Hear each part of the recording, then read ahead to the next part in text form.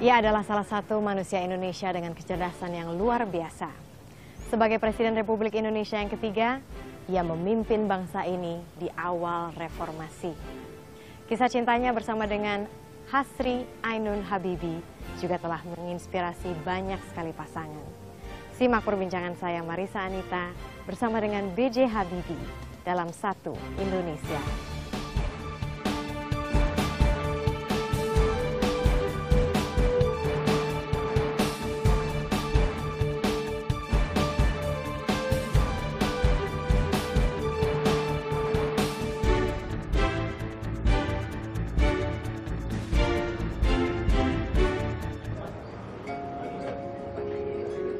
Halo. Selamat pagi Yang Habibie. Pagi. Saya Marisa. Apa kabar? Mana Marisa, baik ya? Baik, baik. Ya. Silakan. Siapa duduk sini? Nanti Marisa. Marisa, ayo, tur Marisa duduk sini. Ya. Iya, Eyang, apa kabarnya? Baik. Akhir ini. Ini ziarah ini memang selalu rutinitas setiap Jumat. Rutin, tiap Jumat. Nggak pernah absen sama sekali. Tidak Eyang? pernah. Oh, wow. Hari ini tanggal berapa toh? Sekarang tanggal, sebentar yang saya juga harus ngecek. 27. Tanggal 27. Jadi hari ini persis Ibu Ainun 57 bulan dan 5 hari yang lalu beliau di Jerman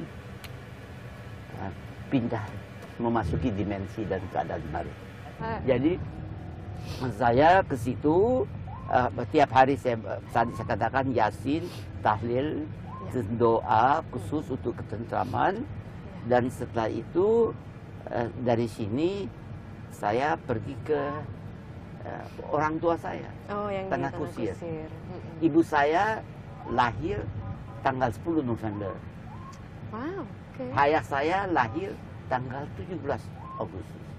Wow, You mean this? wow. Simbolik sekali, Eyang.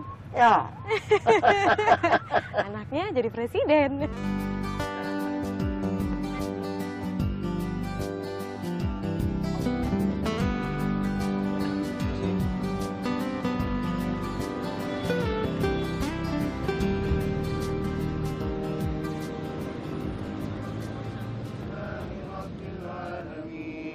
Ar-Rahmanir-Rahim, Maliki Yawmiddin, Iyyaka na'budu wa iyyaka nasta'in, ihdinas siratal mustaqim, siratal ladzina an'amta 'alaihim, ghairil maghdubi 'alaihim waladdallin. Amin.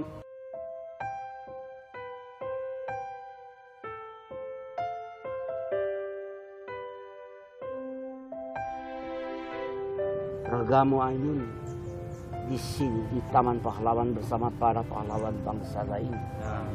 Jiwa, roh, batin dan nuranimu telah menyatu dengan saya. Di mana ada Ainun, ada Habibie. Di mana ada Habibie, ada Ainun.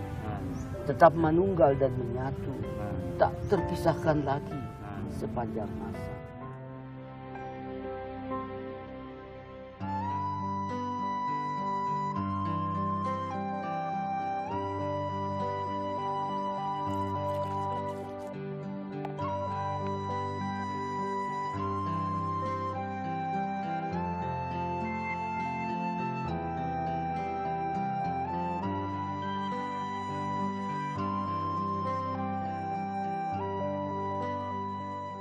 Makna Eyang Ainun untuk Eyang?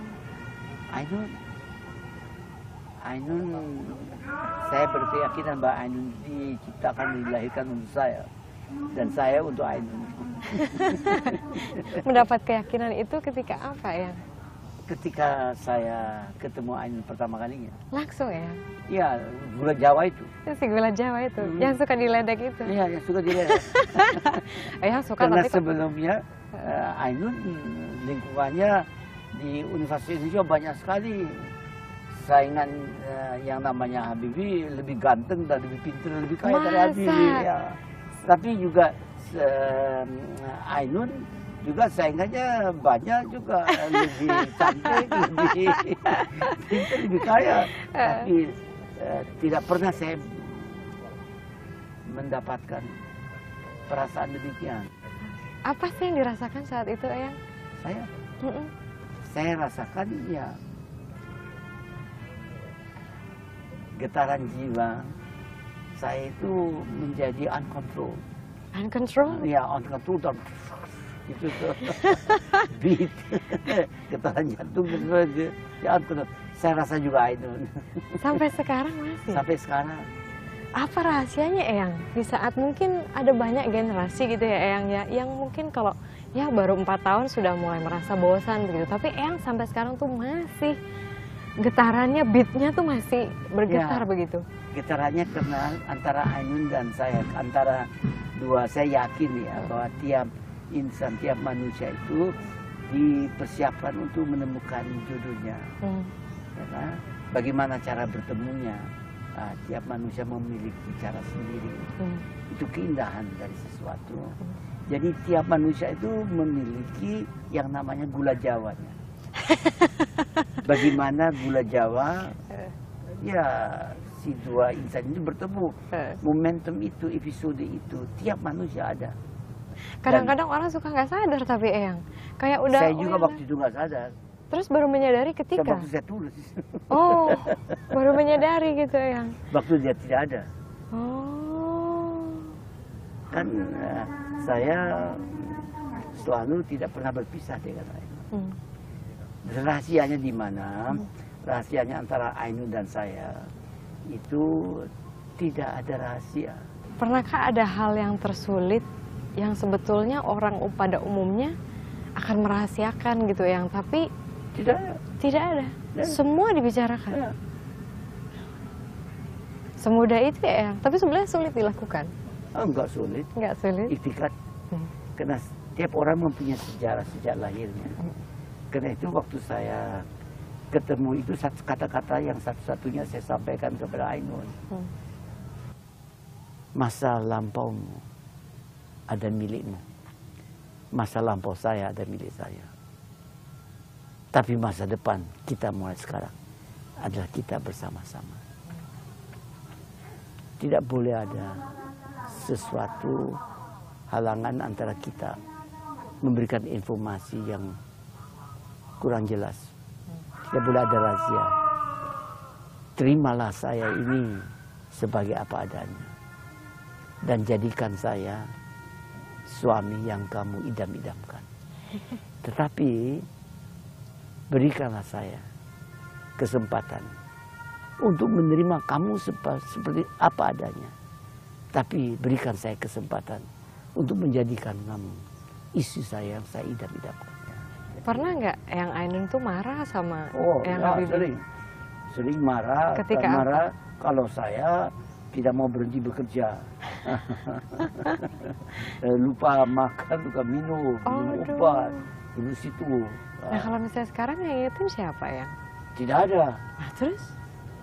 Ya, itu Tetap yang pakai super intelligence itu tadi? Super dan software saya kadang-kadang saya tidak rasa capek sih.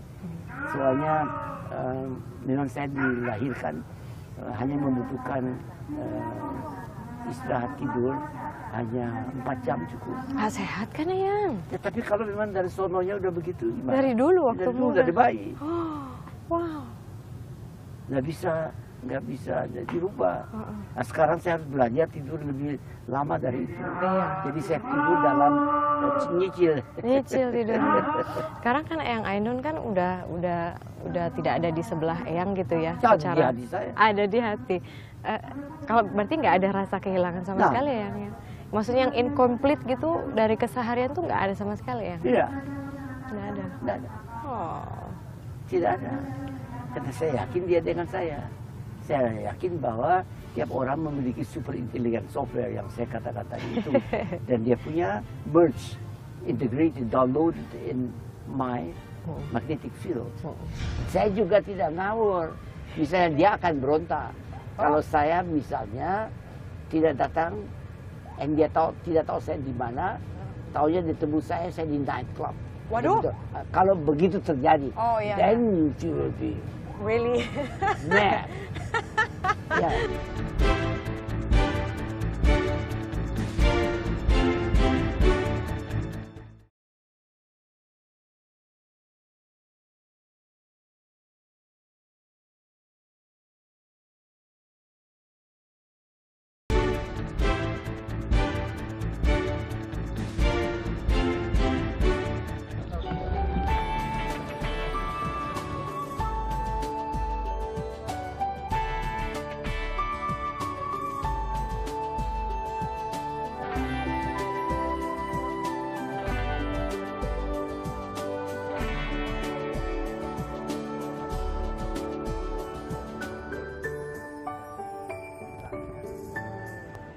Pernah nggak yang Ainun tuh saking yang Habibie kan sibuk bener ya, udah makin nambah umur tuh makin berkembang, perusahaan pun makin besar, karyawan makin banyak.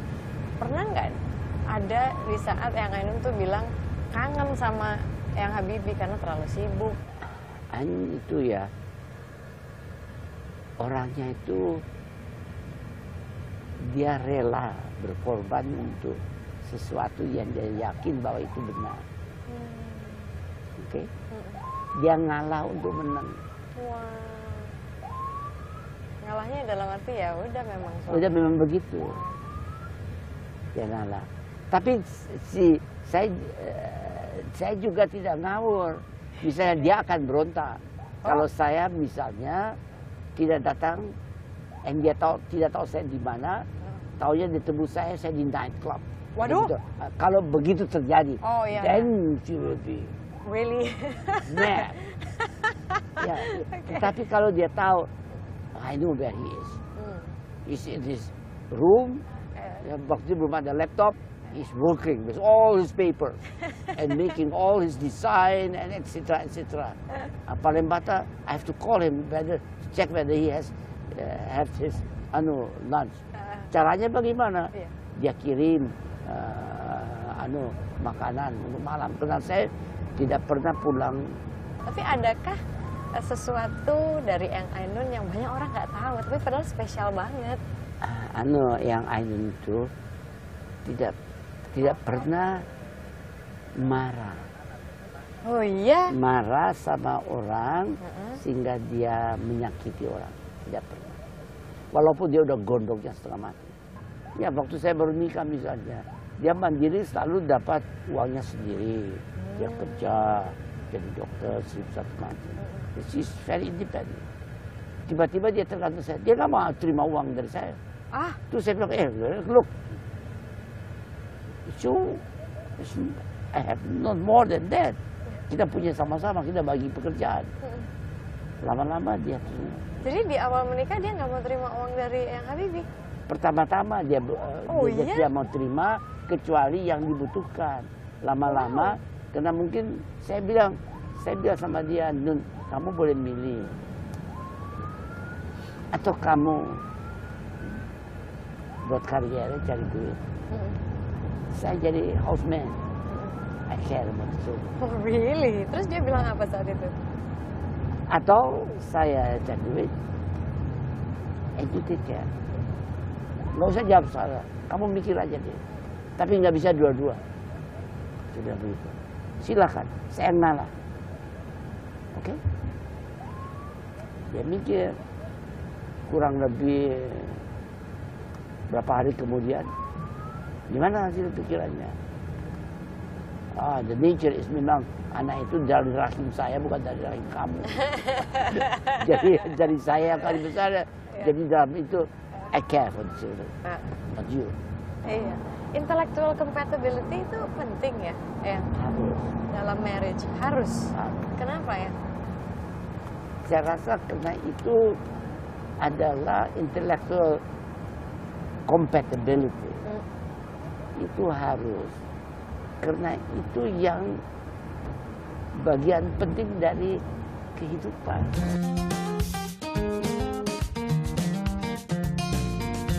Satu pasang yang benar-benar menjadi contoh bagi semua, ya, mereka saling menyayangi, mereka saling menghormati, mereka tahu kelebihan dari kekurangan dari pasangan-pasangannya. Rumah tangga nggak ada deh, rumah tangganya nggak berantem, ya. Tapi cuman masing-masing sudah itu tahu di mana letak ininya, dan ada saling memaafkannya, berbaik kembali. Ini juga begitu mereka. Jadi ada saatnya yang saya lihat bapaknya mengalah, ada saatnya ibunya yang mengalah. Jadi ketika mereka membangun keluarga, memetakan hidup mereka ke depan, itu tuh bukan cuman untuk ya keluarga mereka, tapi untuk apa sih yang mereka bisa berikan buat bangsa ini gitu. Dan itu yang membuat kisah cinta mereka, pengorbanan mereka itu begitu spesial gitu.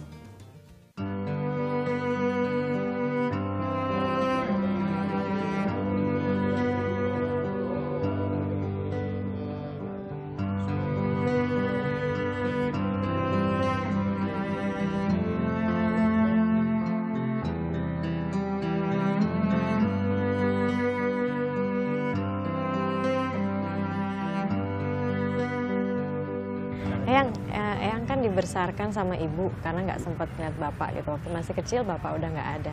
Apa jasa terbesar ibu untuk Eyang? Jasa terbesar? Ya. Oh, menjadikan saya begini. Sehingga bisa dikembangkan oleh istri saya. Ibu saya kan melahirkan saya, terus memberikan proses pembudayaan. Dan proses pembudayaan itu, dan proses peningkatan kualitas beriman dan bertakwa kepada Tuhan Yang Maha Esa. Jadi saya itu yang pertama kali saya belajar bukan baca alfabet, tapi baca Al-Quran. Jadi saya dibesarkan oleh orang tua saya, maksud itu saya masih hidup, ialah ngaji. Dan setelah itu diteruskan, lanjutkan oleh ibu saya. Ibu itu seperti apa dulu, Eyang? Ibu saya itu orang yang sangat berdisiplin. Dia dan sangat mungkin egaliter juga. Egaliter? Egaliter. Nah, egaliter dalam artinya dia tidak rasa minder, tapi dia rasa nggak hebat dari yang lain. Jadi, tapi dia tetap bagus. Orang bisa egaliter, tapi feodal. Kalau ibu saya masih termasuk yang golongan feodal. Habis dia punya proses pembudayaannya begitu oleh orang tuanya.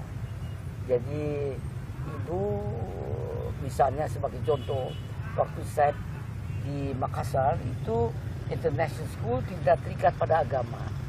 Tapi waktu saya pindah ke Bandung itu agama Kristen atau Katolik. Saya ambil yang Kristen Museum karena di situ bergaul pada Kristen itu bukan hanya laki dengan pada laki, tapi bergaul laki dan wanita. Dan itu bagi saya biasa karena waktu saya sekolah di Makassar juga bergaul wanita dan laki-laki. Jadi situ saya masuk Kristen, terus guru rektornya dia bilang, tanya sama ibumu, apakah kamu diperkenalkan ikut dalam mata pelajaran membaca dan Al-Quran, kitab Injil. Kalau boleh kamu ikut, kalau tidak boleh, sewaktu anak-anak itu masuk belajar baca kitab Injil, kamu di perpustakaan baca buku mengenai fisika dan yang lain. Tapi itu harus tanda tangan si orang tuamu, jangan sampai kita masalah kan. Terus saya tanya sama ibu, ayah saya sudah tiada lagi. Bagaimana Bu? Ini saya SMA, waktu SMA kelas 1. Saya bagaimana? Kamu ikut aja. Itu, loh, bagaimana? Tidak punya soal. Kamu biar saja kamu bisa membedakan sendiri yang mana menurut penafsiranmu, keyakinanmu yang paling baik. Sepasang matamu dari balik jendela. Itu datang dari Jakarta. Itu saya nyanyi. Luar biasa. Langsung cek. Langsung keluar.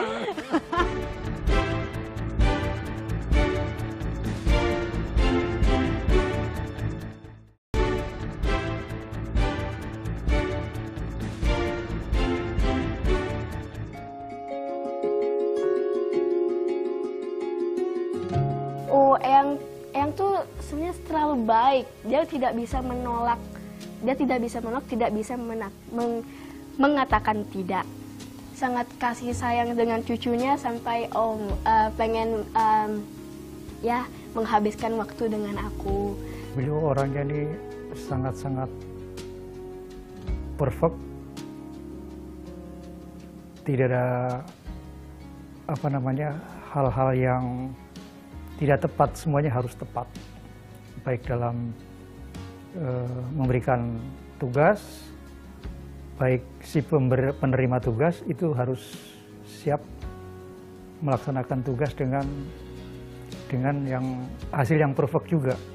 Teladan saya untuk Bapak, untuk Bapak, untuk bos saya, ya soalnya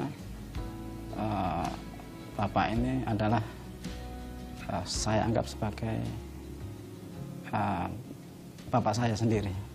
Ayo silakan loh, mangga. Ini ya, jadi itu saya jelaskan mengenai ikan asinnya. Ini tidak ada nasi nih, sedikit sekali. Yang isinya adalah sayur, jagung, labu dan sebagainya. Iya. Ini katanya menu setiap Jumat ya? Setiap ya? Jumat harus. Ya? Harus. Setiap Jumat ini menu yang dibuat oleh Ibu Ainun. Oh, ini resepnya Eyang Ainun? Ya, Eyang Ainun. Oh. Kenapa bubur Manado, Eyang? Karena sehat. Ini boleh sambil ngobrol-ngobrol ya, Eyang? Ya. Oke. Nah, Eyang kan makannya kayaknya, berarti Eyang makan nggak ada pantangan ya? Enggak. Sama sekali nggak ada? Ya, cuma dia boleh babi. Oh, kalau itu lain lagi ya? Itu lain. Itu lain lagi. Nah, dulu... Tapi orang di Jerman juga nggak mau makan babi. Tapi Eyang ini ya, menariknya adalah meskipun Eyang tuh, ya rumah, bisa dikatakan rumah kedua Eyang kan di Jerman gitu, tapi lidahnya juga tetap Indonesia. Karena waktu kecil. Oh, karena itu Eyang? Nggak akan pernah bisa lepas makanan Indonesia? Ya bisa. Itu sifat dari manusia. Karena itu orang mengatakan, anak lahir nggak punya gigi. Ya, kalau nanti jadi tua nggak punya gigi juga. Eyang selain makan sehat juga, olahraga juga sampai sekarang? Ya, saya olahraga. Apa sih olahraganya ya? Olahraga sekarang lagi saya laksanakan adalah jalan kaki. Karena kalau dulu saya konsentrasi pada berenang. Kenapa kolam berenang? Karena saya seharian bergerak kan. Ya. Jadi lutut saya dibebani, saya jalan dan sebagainya. Sekarang tidak. Pensiun jadi saya duduk. Dulu baca. Jadi tidak ada beban pada lutut, pada kaki. Karena saya duduk selalu. Ya. Dan kalau saya berenang kan horizontal. Ya. Tidak ada gravitasi. Nggak ada. Jadi cuma tentunya badannya sehat. Dan itu bodinya lumayan. Nah, jadi kalau saya konsentrasi hanya pada berenang, saya punya masalah nanti dengan lutut. Kalau saya mau berdiri sakit. Iya. Karena itu saya pakai lebih saya jalan. Jalan cepat. Kemarin saya jalan ya lumayan deh. Ada 7 km, 25 kali pulang pergi.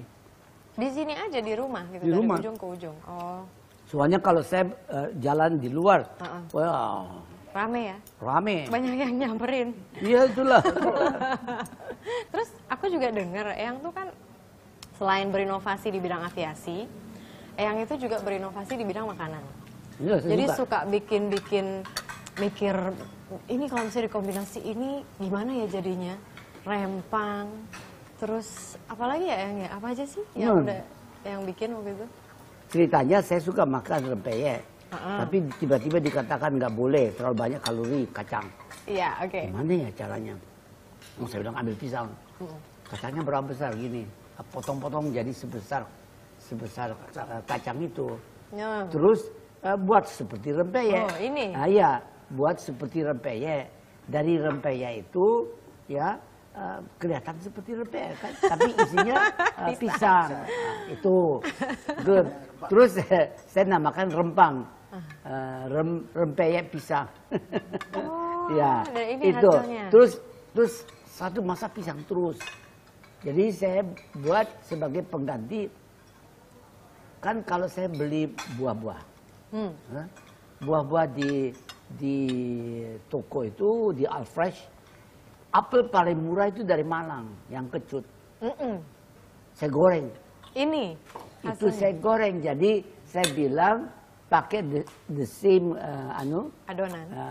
Seperti buat pisang goreng itu, cuma bedanya apelnya jangan dikupas, dipotong-potong gitu, terus digoreng cemplung. Coba rasain, coba rasain. Ambil aja sekarang. Langsung going to dessert. Oke. Panas ya, masih ada. Ya. No dessert. You try. Wah. Panas Eyang.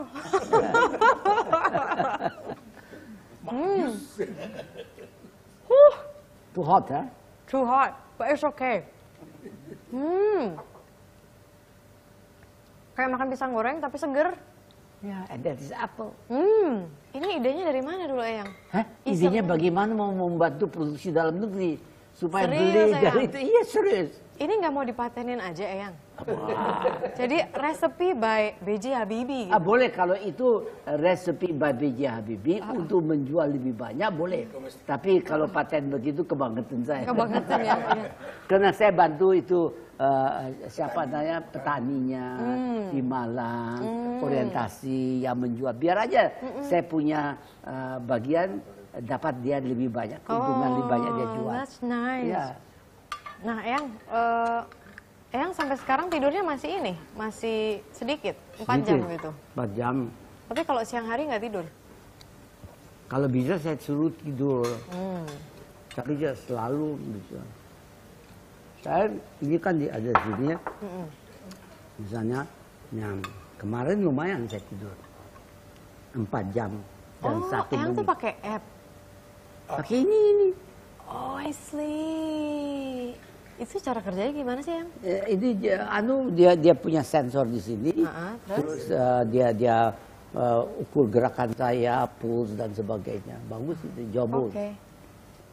Terus kalau misalnya interaksi sama cucu, ngomongin gadget juga ya? Iya. Oh ya? Eyang menarik banget sih. Maksudnya dalam arti gini, udah di umur Eyang yang sekarang tapi update banget gadgetnya gitu. Orang tua saya aja yang 30 tahun lebih muda dari Eyang aja udah males. Apalagi laptop juga katanya Eyang banyak ya? Ya.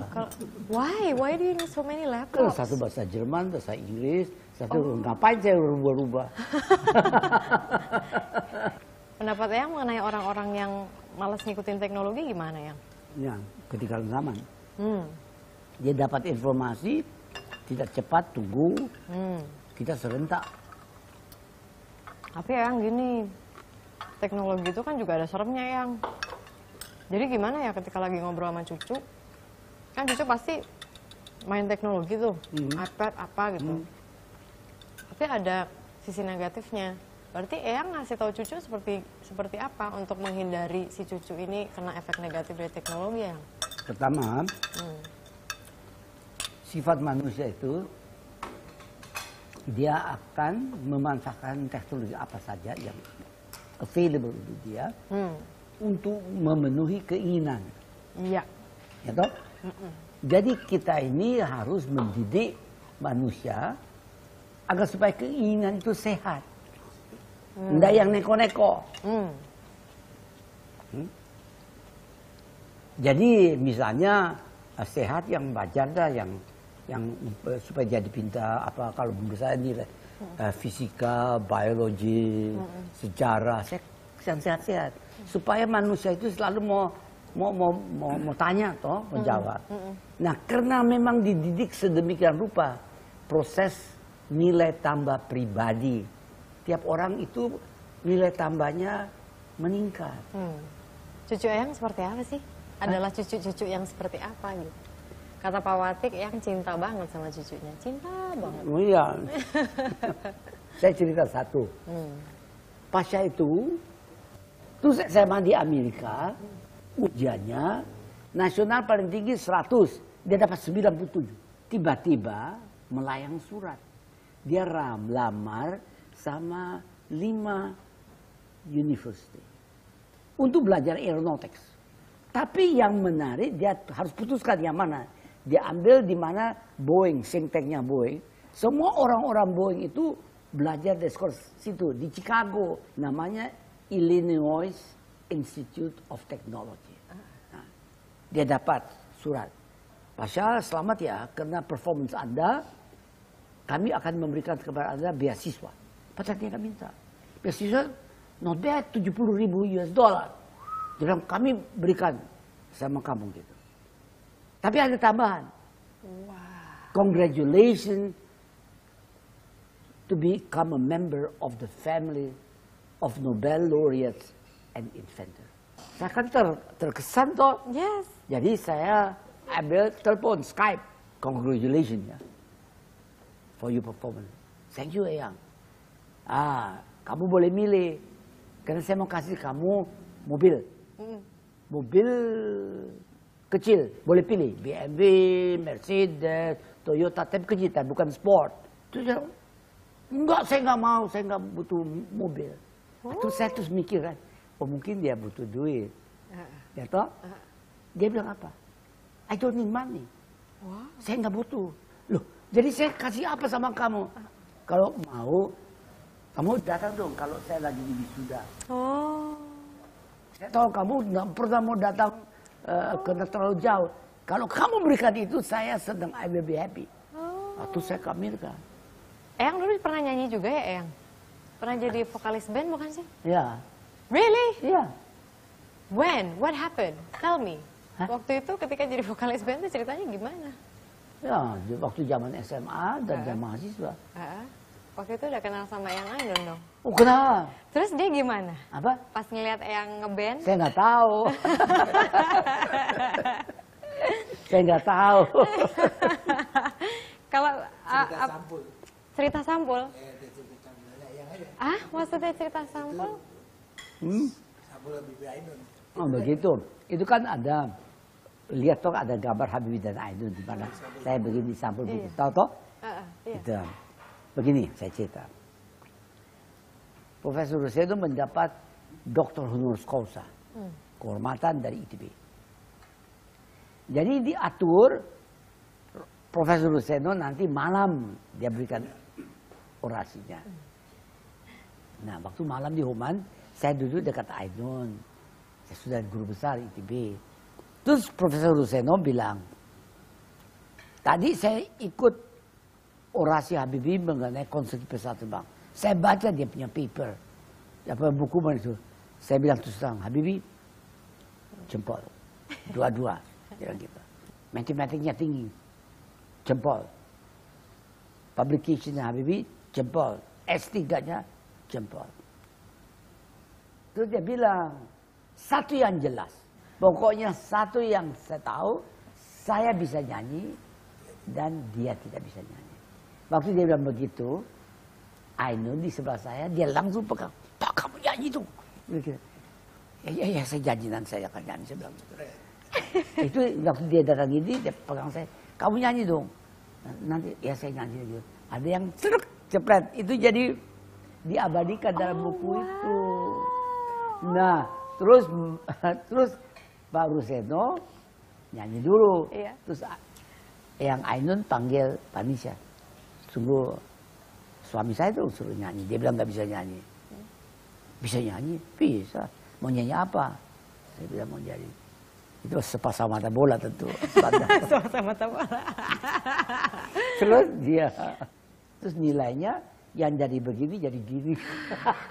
Kalau gitu saya mau denger dong, Eyang. Oh iya, yang bener aja dong. Jadi saya mau denger. Jadi saya dibawa lagi ke masa lalu gitu pas Eyang Habibie nyanyi. Sepasang mata bola sedikit aja, Eyang. Hampir malam di Jogja, ketika keretaku tiba, remang-remung cuaca, terkejut aku tiba-tiba, dua mata memandang, seolah ia berkata, lindungi aku pahlawan dari angkara murka. Sepasang mata bola dari balik jendela. Itu datang dari Jakarta. Itu saya nyanyi. Luar biasa. Langsung cek. Langsung So, kalau gitu pesan untuk Presiden Jokowi sekarang gimana ya untuk memperbaiki? Dia generasi Anda. Oh gitu. Nah, itu cara berpikirnya tidak berbeda dengan Pak Habibie, lebih canggih lagi.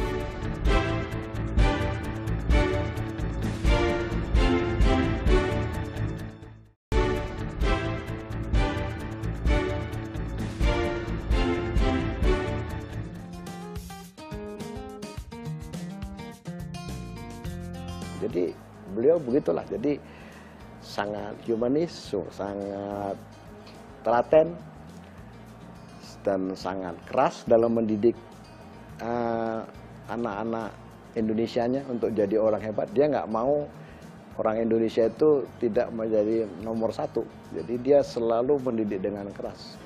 Beliau menggunakan alat untuk mencapai bangsa Indonesia unggul. Tentunya sesuai dengan bidang beliau, keahlian beliau, dan tidak melalui politik, tidak melalui misalnya bertempur atau apa, tapi melalui penguasaan teknologi. Menarik Pak Habibie itu, saya belum pernah lihat Pak Habibie itu berpikir yang pesimis. Selalu optimis, selalu melihat masa depan. Dan mungkin pelajaran bagi kita semua sekarang setelah beliau selesai sebagai Menteri Riset Teknologi, sebagai mantan presiden, beliau bisa menempatkan diri juga sebagai negarawan senior.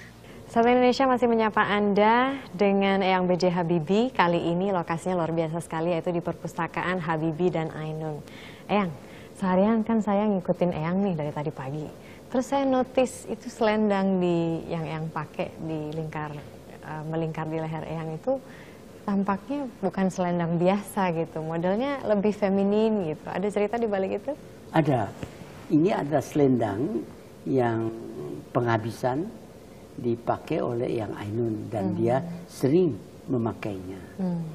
Jadi saya kumpulkan yang selendangnya ada dua, ada yang pendek, ada yang panjang, dua warna putih, satu juga warna biru yang untuk panas, itu bukan selendang juga itu, dan sajadahnya di mana dia sholat, dan pakaian sholatnya itu saya taruh di bawah bantal saya. Setiap hari ya? Ya, saya tidur begitu. Eyang kan suka nulis nih, nulis saja, nulis puisi. Ada yang terbaru nggak Eyang yang bisa Ya, dibagi? begini, saya sedang nulis buku untuk berusaha mengetahui Ainun ini di mana. Karena saya berkeyakinan bahwa manusia itu terdiri dari hardware atau raga atau tubuhnya, dan satu terdiri dari super intelligent softwarenya, ialah jiwa, roh, batin, dan nurani. Ada yang terbaru? Ada. Kata-kata Ainun yang cocok dengan buku yang saya sedang tulis itu. Kamu kedinginannya, saya tidak. Sendi-sendimu, ototmu sakit, saya tidak. Saya tidak bertubuh namun selalu berada di hatimu. Tarikan nafasmu, denyutan jantungmu adalah saya. Saya menikmati ketentraman, kebahagiaan ilahi, cinta ilahi, murni, suci, sejati, sempurna, dan abadi. Semua itu saya peroleh dari doa dan kesetiaanmu sepanjang masa sampai akhirat. Luar biasa. Puisi terbarunya nanti akan ada di buku terbarunya. Ya, ada beberapa. Ada beberapa nanti. Ya. Oh, berarti pembaca bisa enjoy gitu. You will enjoy it. Absolutely. Di sini juga ada yang menarik nih, Eyang. Ini adalah pesawat R80. Ya. bahwa R80 ini adalah surprise untuk dunia. Ya. Maksudnya apa waktu itu? Ya paling canggih. Secanggih, lebih canggih dari N250. Mikir N250 itu terbang pertama, perdana, tahun 95. Ya. Dalam rangka memperingati 50 tahun Indonesia merdeka. Dan itu adalah hadiah ulang tahun dari generasi penerus. Saya mempunyai kebiasaan sejak saya nikah, selalu tanggal 11 Agustus jam 005. Saya datang kepada Ainun dan memberikan hadiah ulang tahun kepada dia, ulang tahun 11 Agustus. Dan itu surprise. 5 menit setelah jam 12 saya bilang, congratulations, Anda hari ulang tahun, hadiahmu 12 jam yang lalu mengudara. Adalah pesawat terbang N250. Saya bilang, itu hadiah. Saya janjikan bahwa satu hari saya akan membuat pesawat terbang khusus untuk kamu. Nah, Eyang dulu kan sekolah, terus kerja juga di Jerman gitu. Orang Indonesia begitu ya. Tapi nasionalisme Eyang tuh begitu kuat. Apalagi ketika Eyang itu sempat sakit. Terus ketika Eyang sakit tuh Eyang sempat nulis kan. Sempat nulis. Nah, pada saat itu apa sih yang terjadi di benak Eyang hingga tiba-tiba seperti ada the shock of nationalism gitu loh, masuk ke Eyang. Soal nasionalisme itu ada soal pembudayaan. Bahasa Inggris upbringing. Bahasa Belanda opvoeding. Bahasa Jerman Erziehung. Bahasa Indonesia pembudayaan. Itu ditentukan oleh orang tua, bapak dan ibunya. Dan lingkungan, keluarganya. Saya yakin lingkungan dan keluarga di bumi Indonesia itu lebih baik dari di lingkungan keluarga Habibie dan keluarga Besari waktu itu. Hei, masa dari situ tidak ada dia kalah dengan Habibie dan lain, akan lebih hebat. That means nothing. Jadi kita ini harus andalkan masa depan Indonesia pada keunggulan sumber daya manusia. Dan itu hanya bisa unggul kalau 3 syarat mutlak dipenuhi. Ialah budayanya, agamanya, dan pengertian dan penguasaan ilmu pengetahuan dan teknologi. 3 itu bisa bersinergi positif. Eyang melihat kondisi Indonesia sekarang itu gimana? Kan Eyang kan udah mengalami dari zaman dulu. Saya sekarang itu lihat kondisinya lumayan. Karena kita memiliki generasi penerus yang sangat cara berpikirnya seperti Habibie sendiri. Oh ya? Jadi ya. Masa ya? Ya, saya lihat apakah itu di DPR maupun di pemerintahan eksekutif maupun di media. Saya kan perhatikan. Ya itu mikirnya kan situ cara mikirnya. Iya, saya cara pikir dari media sih Eyang. Jadi kayak ngeliatnya tuh yang tapi yang lain juga mulai. Tapi tentunya ada yang dirugikan cara berpikir kita kan. Yang dirugikan itu berusaha mencegah dengan cara-cara yang merugikan kita ini. Saya perlihatkan. Misalnya kalau saya lihat di TV reklame, semua mengenai rumah mewah. Atau buat ala pakai Paris, ada Eiffel Tower, ala itu 1001 macam dijual. Dan itu dia bilang, oh nggak usah bayar bunga, nol. Nggak ada down payment, nol. Anda boleh bayar 30 tahun. Bayar 1 bulan sekian juta saja. Yang lain 30 tahun. Wah lumayan. Itu kata. Begitu. Dalam mata Eyang, itu rumah-rumah itu kan bukan pabrik. Itu proyek-proyek yang non-produktif. Dan itu kalau dia bilang 30 tahun, kamu boleh cicil. Anda kontrak 30 tahun lamanya yang kamu akan kerja. You work for him. Yes. And then money yang dia dapatkan itu Untuk proyek-proyek yang lain, dia kembangkan di luar negeri, di mana yang mana. You stay there. Dan kalau apa hasil produk, mana jam kerja untuk yang lain. Ya berapa persen yang bisa masuk ke rumahan tersebut. Saya tidak setuju cara begitu. Itu harus dirubah. So, kalau gitu pesan untuk Presiden Jokowi sekarang gimana ya? Oh, Untuk memperbaiki. Dia generasi Anda. Oh gitu. Nah, itu cara berpikirnya tidak berbeda dengan Pak Habibie, lebih canggih lagi. Tapi sekarang Pak Jokowi itu lagi digempur loh Eyang, maksudnya Iya, masyarakat tuh karena mulai... itu Anda juga harus bantu. Jangan mau digempur gitu. Karena yang gempur ada orang yang duit, yang nanti dirugikan dengan sikap-sikap demikian. Berarti ada nggak yang tips untuk Pak Jokowi biar nggak kalah ketika digempur gitu ya? Pertama, Pak Jokowi kita harus sadar, tidak ada satu partai di bumi Indonesia atau dimanapun yang bisa disamakan dengan ketuanya atau pemilih partai. Tidak ada itu. Tidak bisa dikatakan Ibu Merkel ada pemilih dari CDU, CSU. Tidak benar. Karena rakyat itu memilih berdasarkan konsepnya dan itu kolektif. Dan resultante Merkel dipilih sebagai kansler. Tapi yang koordinasi itu orang lain lagi. Nah, itu begitu partai. Tapi kalau presiden yang kita buat ini yang dipilih langsung, dia langsung diberikan mandat oleh rakyat. Jadi 50% dari rakyat memilih dia.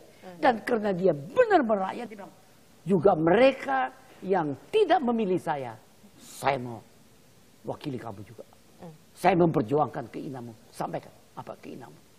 Jadi nggak usah takut ya? Nggak ada alasan. Nggak pernah takut. Sebenarnya itu yang buat undang-undang itu yang membuka pintunya ke arah itu ada Eyang sendiri. Setuju. Baik, terima kasih banyak Eyang B.J. Habibie atas bincang-bincangnya. Terima kasih sudah memperbolehkan kami semua untuk gabung dan ikutin Eyang sejak pagi. Semoga akan ada kesempatan lain lagi untuk terus ngobrol sama Eyang. Iya. Dan Satu Indonesia seperti biasa akan menghadirkan tokoh-tokoh nasional yang luar biasa setiap minggunya. Saksikan terus Satu Indonesia setiap hari Minggu malam. Saya Marissa Anita undur diri. Sampai jumpa minggu depan. Saya Marissa.